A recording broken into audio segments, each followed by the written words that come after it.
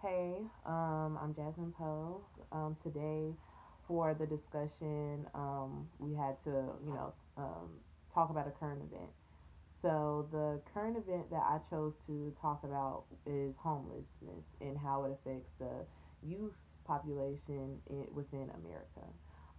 There's been homelessness, you know, since since beginning of time, basically. Like, it's not something that you can run away from. It's not something that you know people just want to do. Like, it comes from, it can come from anything: a loss of a job, loss of a guardian that was, like, taking care of you. It comes from, it can be just anything. And I feel that teens, like, or the youth, um they're not capable of, like, they're not capable yet of taking care of themselves.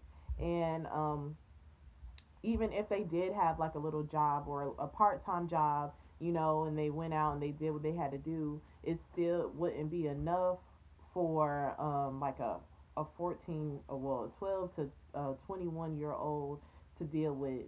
Homelessness can affect everyone, but I'm focusing on the the youth population. And I feel that, it really affects them, but at the same time, it's not as talked about because, like, the negativity that comes with it. Like, what I mean is, if you do, encounter, like, okay, say there's a college, like you're in college, and your friend, y'all have classes together, y'all see each other almost every day, and you know, you you invite him over, or, like, you want to hang out with him after class, and he doesn't really feel too comfortable because he doesn't have the money, or he doesn't have, like, a place to go to, and take, and so it's just like he could feel embarrassed, or they can feel embarrassed about that, and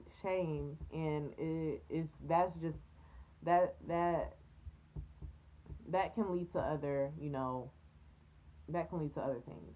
And I feel that that's why it's so hidden, you know what I mean? Like, shame and embarrassment, and just, not feeling like as confident in yourself, like, that plays a part in why the youth population, the youth homelessness population isn't like, as, I guess, as big as it should be. Um, like, I don't know if I was in that if I was ever in that position.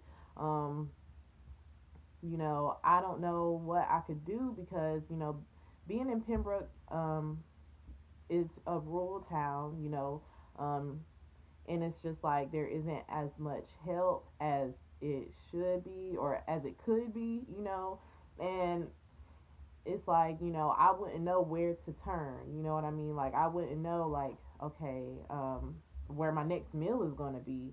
I might have a job, and I might, like, hang out with people, but at the end of the day, I would still, look like, okay, well, where am I going to sleep tonight? You know what I mean? Like, where am I going to, be able to lay my head and be able to, like, really just relax, and it's never going to happen until I could, you know, someday get a place to stay, a permanent place to stay.